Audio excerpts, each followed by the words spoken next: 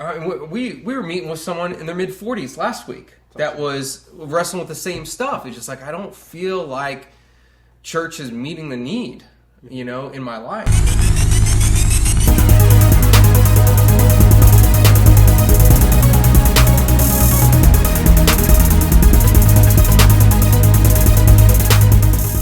I am excited to be talking about this because we have been wrestling with this idea for a very long time and been praying through it, and we've wrestled with some stuff on the Catalyst side that we are bringing to light publicly for the first time.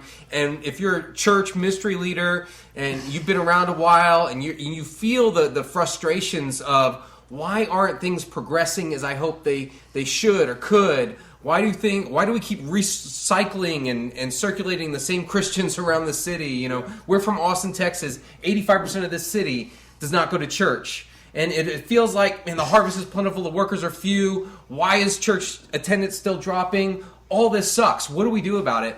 So we have some ideas because we really feel like our culture is primed for a new expression of church. What does that mean, though? What does that look like? And so, you guys familiar with Zach? You've seen him in a lot of our videos. This is Aaron, the man Alba, graduating intern. Do we even graduate interns?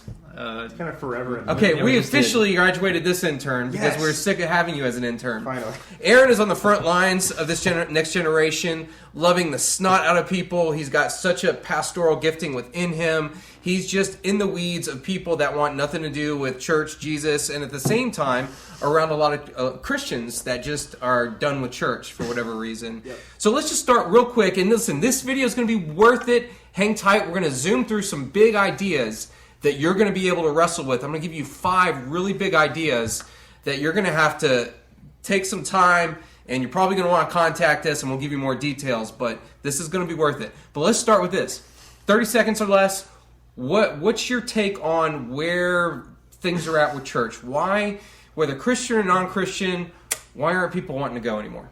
I think the answer's same for both, honestly. Its needs aren't being met, and someone would rather make an extra couple bucks babysitting on a Sunday morning, and they get their fill of whether it be just friendship during the week or deep philosophical talk on Tumblr or another app or a discussion board somewhere, and they don't see it as a necessary aspect of their week, and they're viewing it as more of a task or a routine opposed to just a fun thing to do that can change lives. Okay, so anything that they would normally get from church, including like spiritual depth, encouragement, nourishment, you're saying that they're finding all those things online, blogs, podcasts. And you guys, I know you're seeing the same things in some ways as well. Zach, what's your take? Yeah, that's kind of it, right? Like, we're familiar with all the excuses.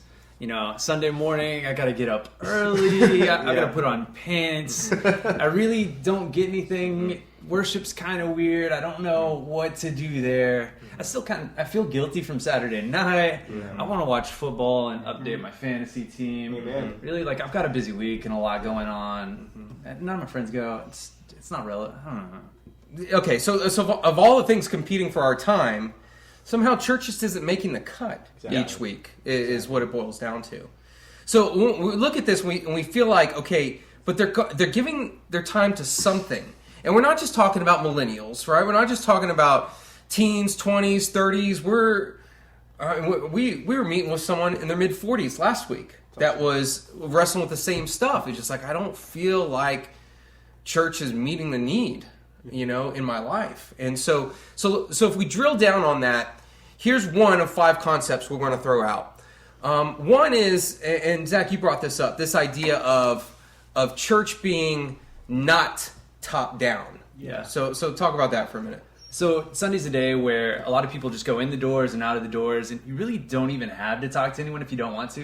You can just go hook up, get your fill, wipe away your guilt, and then go back home. And you just rely on the pastor to do all of the talking and the preaching. Like, it's kind of his show. In fact, he's the reason that a lot of us either go to church or don't go to church. And so, wiping that forum off the plate, no more top-down leadership. Everybody has a role to play. This is a body, and everybody with their unique gifts and purposes have a role to play, not only on Sunday mornings, but in the church throughout the week. Exactly. Okay, now, so a lot of people watching would say, oh, well, we already do that. I feel like that's our church. We're not big on titles or things like that. We treat everybody equally, give people an opportunity, to grow, and so then when they don't, we're like 80-20 rule. We already knew it was going to happen, Well, I mean, but how do you have a not top down approach? I mean, that's tricky. Yeah. You know, and sometimes it's scary. right. Yeah. And so at some of the things that we do, Mm-hmm.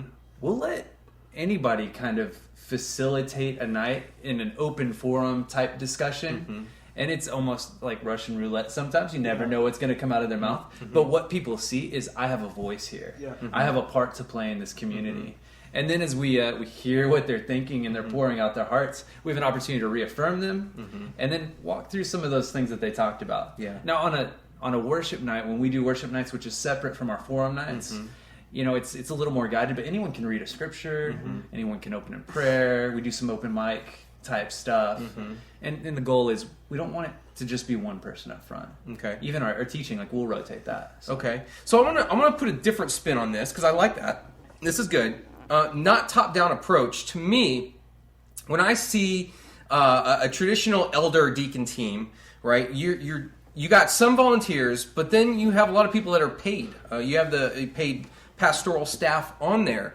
Most people don't have visibility in the church as to what happens behind those closed doors, nor do most people care. But some do, and some want insight into that. When we started a nonprofit, I think the thing that we started with was a working board of directors, and that's what we still have. And when I see a working board of directors, to me, I see a not top-down approach to the way church should be. And think of it this way, like we bring in people onto our board, there's voting members and non-voting members, none of them are paid, but all of them hold a significant role in the church over volunteering, fundraising, accounting, all this kind of stuff. All the key positions you would normally pay someone for are led by volunteers. That's how nonprofits operate. Yeah. And as a church, as a nonprofit, man, I think there's a lot of biblical wisdom into doing it that way. And I'm not talking about stepping on all the advice and guidance from the pastoral letters from Paul to Timothy. None of that.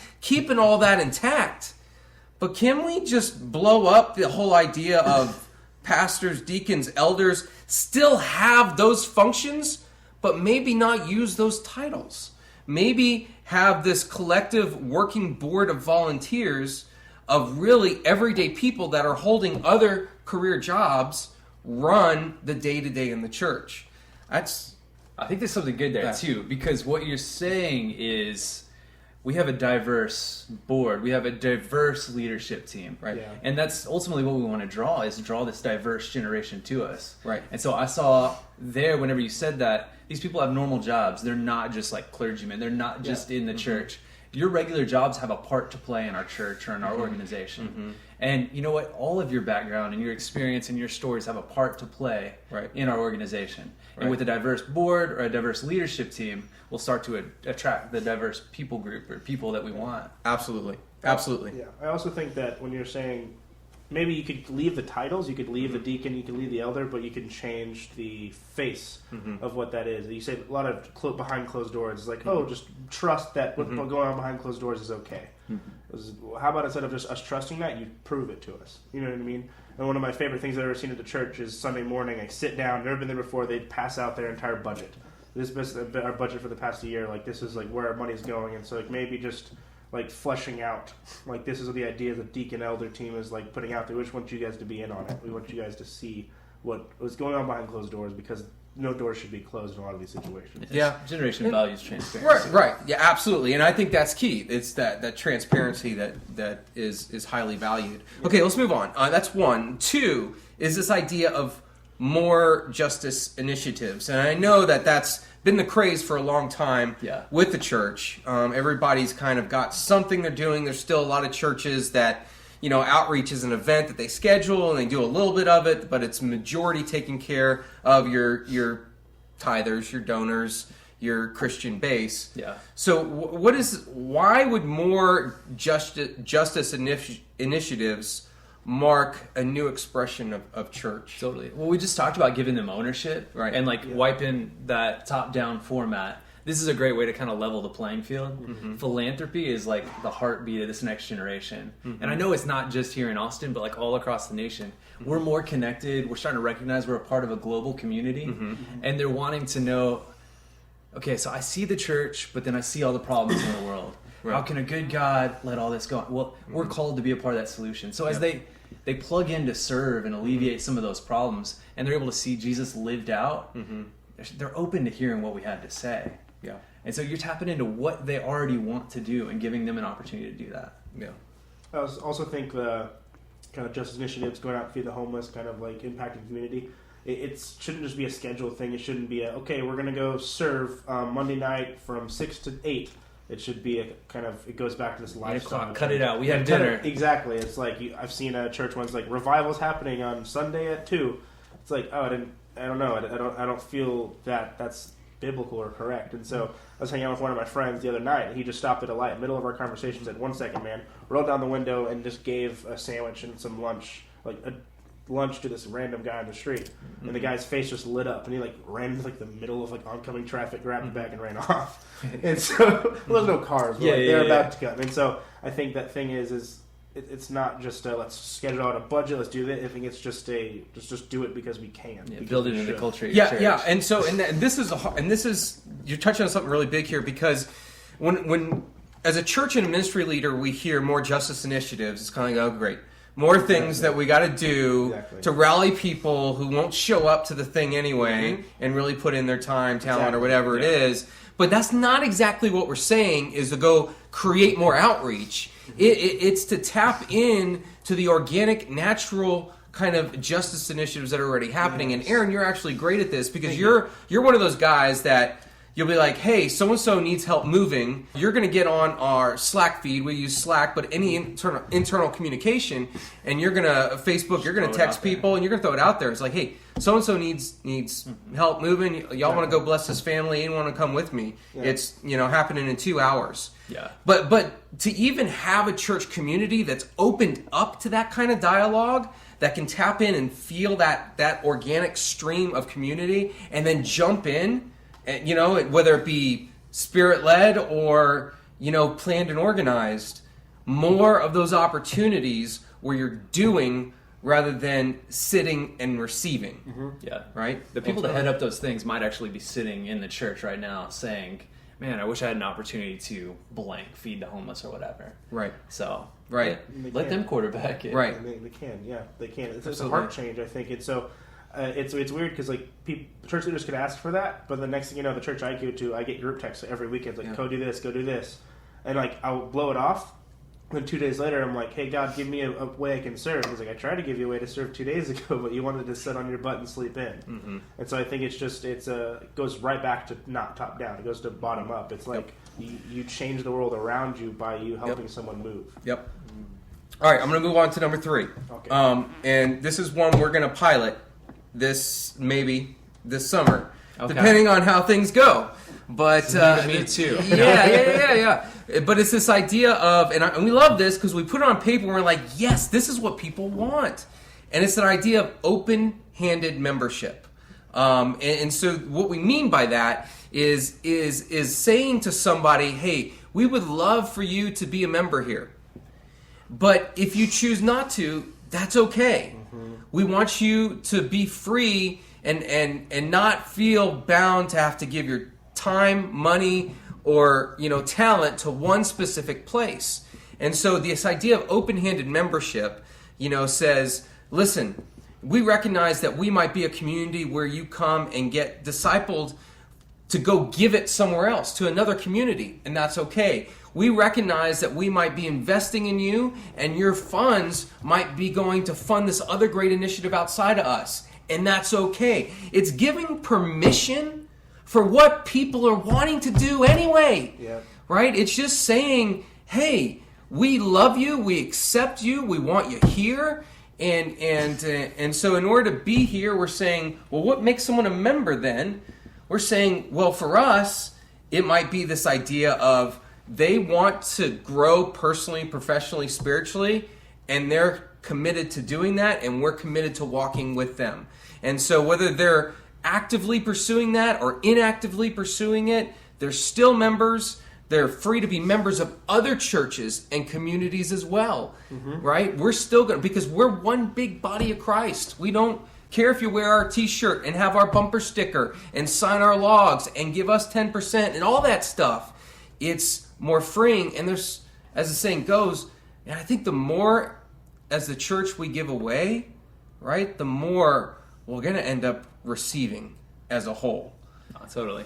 So so often it's like left hand versus right hand, and we're just beating ourselves up like one body of Christ, but at war with ourselves. Yeah, it's not meant to be like. The coolest thing that we get to see is we have some programs that we run, like in the high schools here, and we'll have 7 or 8 churches represented, and each one brings a unique experience, their church culture, and we're stronger because of it. Yes. And so it's neat to see the churches overlap here in Austin. Yeah. And we do a prayer and worship night on Monday nights, and that is even a culmination of people from different churches, no churches at all, you know, people seeking, and it feels like a community, a bigger community. And now what we're seeing is we're having insight and getting to know other churches.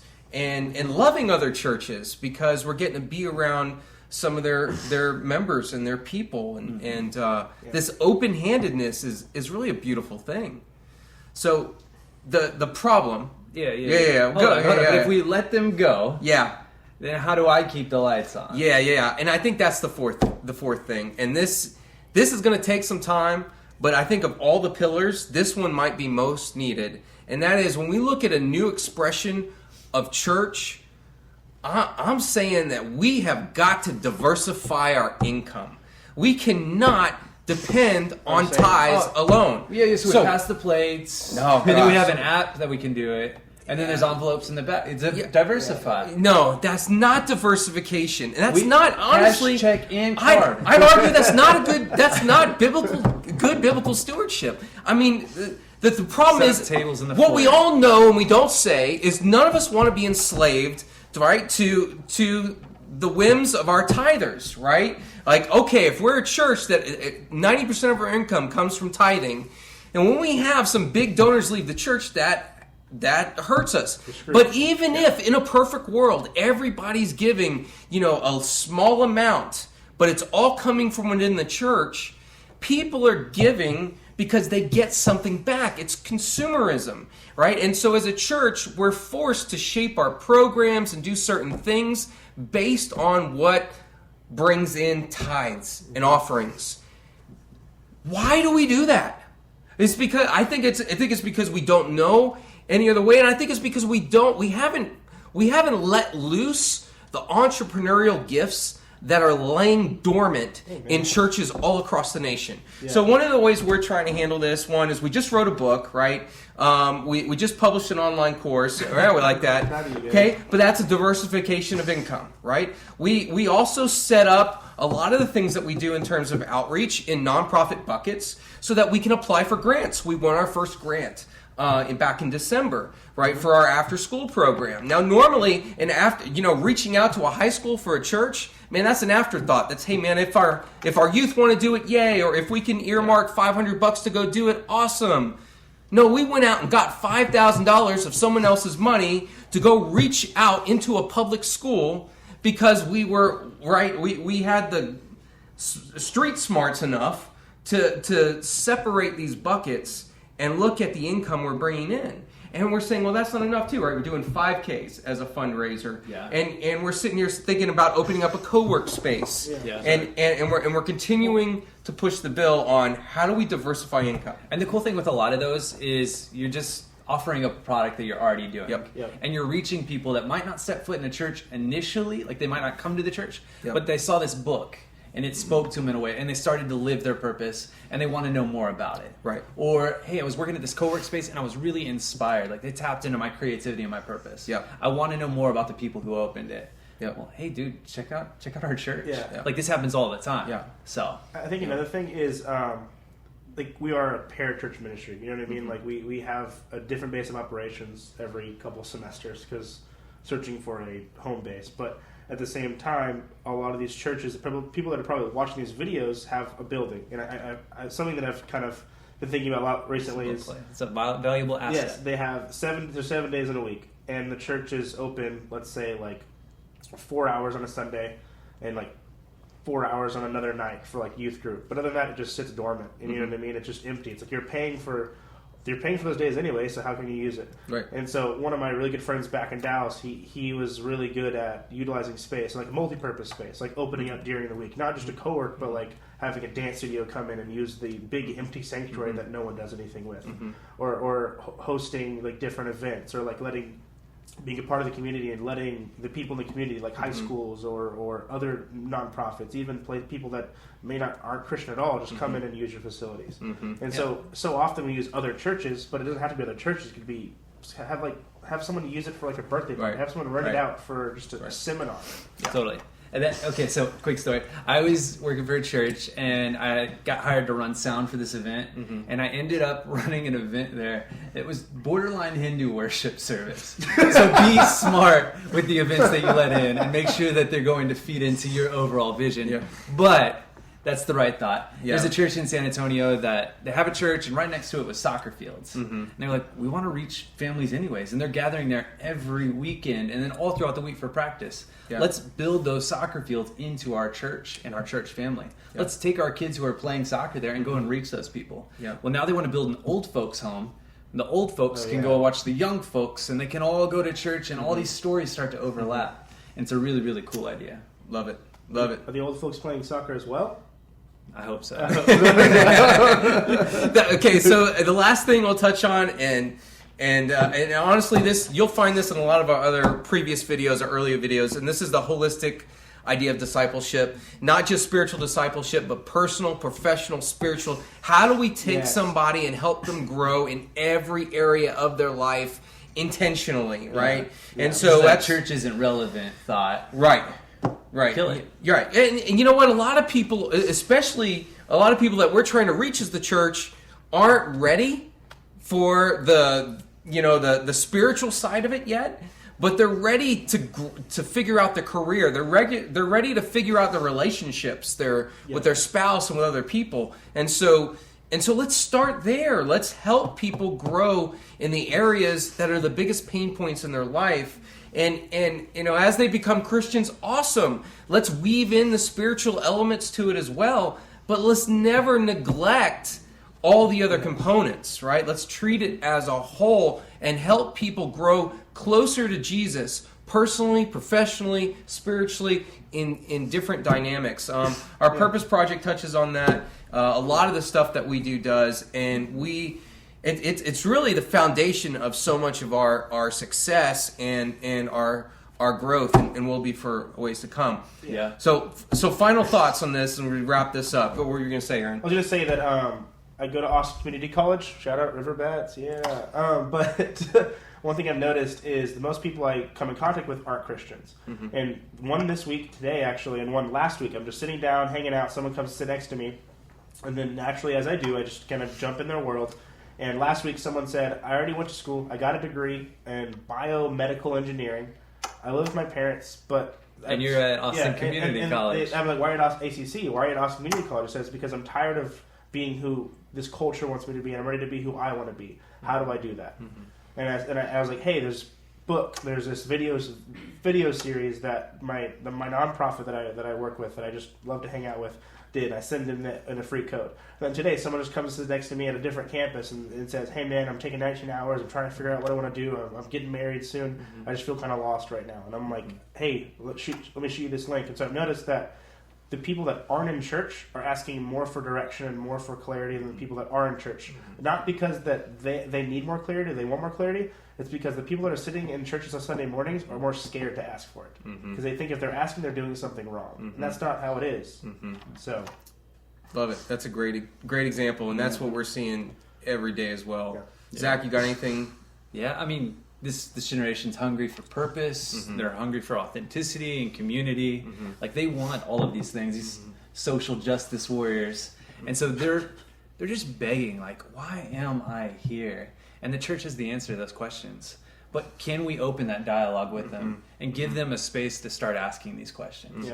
I think the answer is yes. We're primed for it. Yeah. And they're primed for us. Absolutely. And also, I really hope the old people play soccer. I do. That's a pretty awesome picture in my mind. Listen, we want you guys to know that our heart is for the greater church, the Big C church. We want to see every church pack the house every Sunday. We know that there's some forms of traditional church that are never going away because people love them.